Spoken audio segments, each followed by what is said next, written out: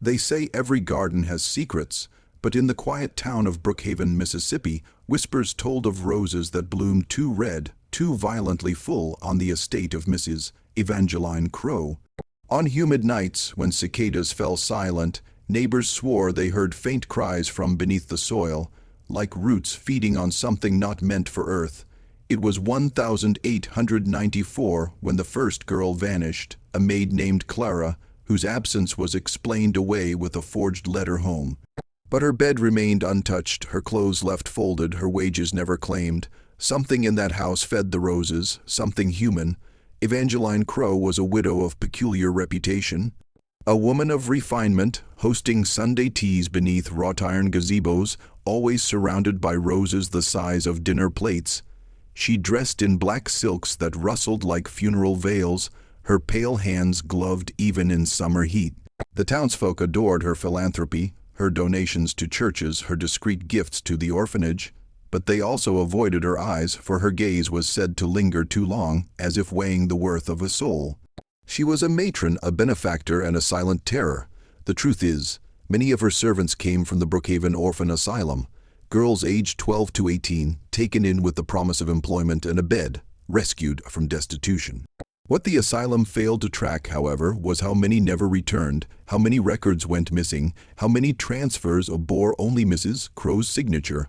Fathers at the church council asked no questions, they benefited from her money.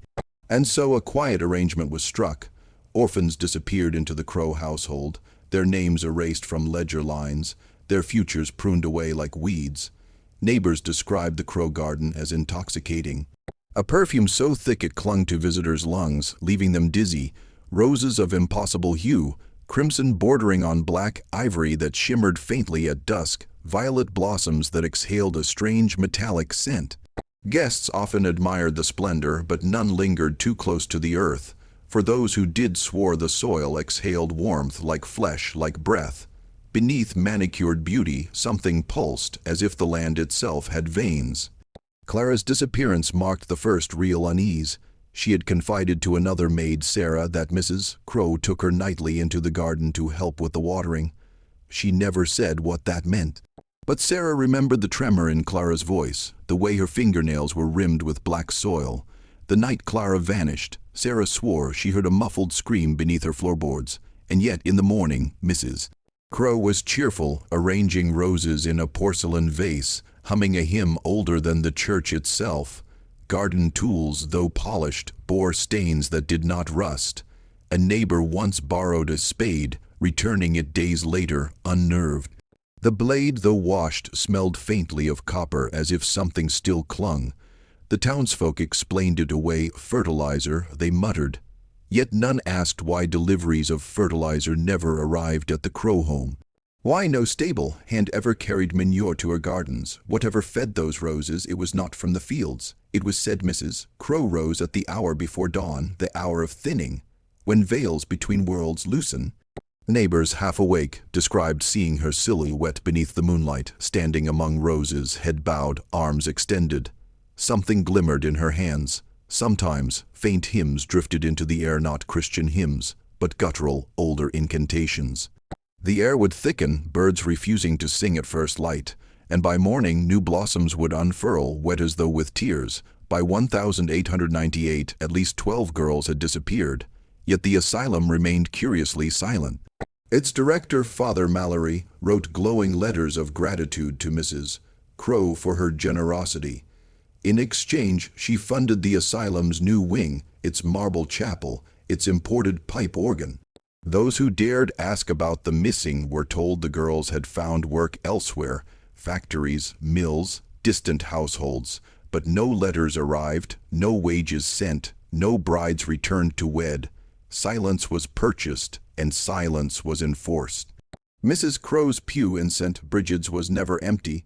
Priests gave her communion first, and sermons never touched upon sin in her presence.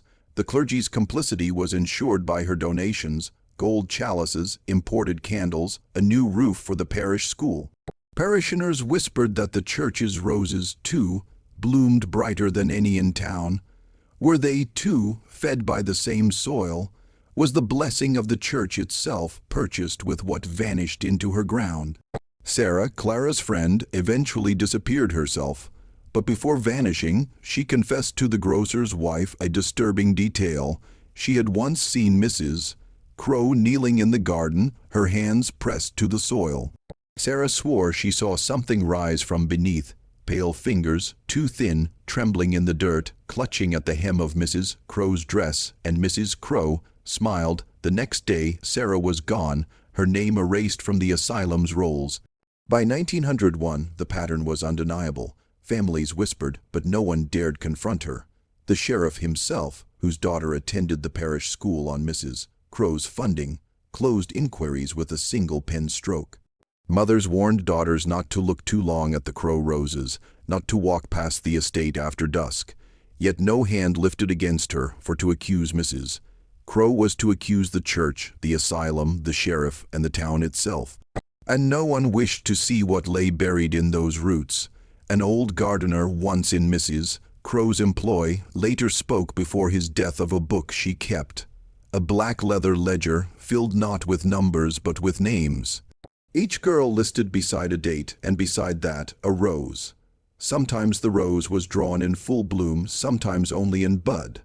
He believed each rose marked the garden's taking, the way her soil consumed flesh and made blossoms thrive. But when his children searched for the ledger after his death, it was gone. In the summer of 1903, a storm swept through Brookhaven. Lightning split the sky above the Crowe estate, and neighbors swore they saw the rain run red through her garden paths. In morning light, the roses stood taller, their petals glistening as though freshly fed. Children who walked past claimed the blooms leaned toward them as if listening. Something in those petals remembered voices and craved more. Evangeline Crowe spoke rarely of faith, but when she did, it unsettled. She spoke not of salvation but of continuance, and not of heaven but of roots deeper than graves. Once at a parish tea she remarked, "The Lord gave blood to sustain the body. Why should it not sustain the earth?" The remark was laughed away, treated as eccentricity, but those who remembered her eyes in that moment, the glint of hunger, never forgot. Between 1905 and 1910, record-keeping grew erratic. The asylum lost entire volumes of entries. The parish archives suffered a fire, destroying baptismal records. The courthouse flooded, washing away property deeds. Yet somehow Mrs. Crowe's estate remained untouched. Historians later suggested coincidence. Others whispered deliberate erasure. Threads cut to hide how many lives vanished into that soil, how many bodies watered her roots. By 1912, Evangeline Crowe was old, but not weakened. Her final maid, Ruth, was taken in at 17. Within weeks she was gone. Some swore Ruth's screams echoed across Brookhaven that night. Others denied it, claiming thunder drowned all sound. Yet in the morning the roses bore new blooms unlike any seen before, pure white, but streaked with scarlet veins as if blood itself ran through their petals. After her death in 1915, the estate was examined. No graves were marked, yet bones were found tangled in roots, not skeletons whole but fragments, ribs entwined with roots, finger bones fused into knots of wood. The garden was destroyed, plowed under in haste, the soil burned with lime. But neighbors swore that for decades after, wild roses still sprouted there, thornier, redder, hungrier than before. Brookhaven never spoke of Evangeline Crowe again. Her portrait in the church was taken down, her name erased from parish ledgers.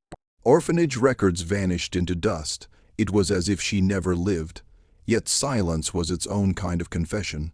For to remember was to acknowledge complicity, to admit the town had fed upon its own children. And so silence became the soil of memory, just as blood had been the soil of roses. Decades later, in 1947, a black book surfaced at an estate auction in Jackson. Bound in cracked leather, its pages filled with names. Next to each, a crude sketch of a rose. The book was quickly withdrawn from sale, its buyer anonymous.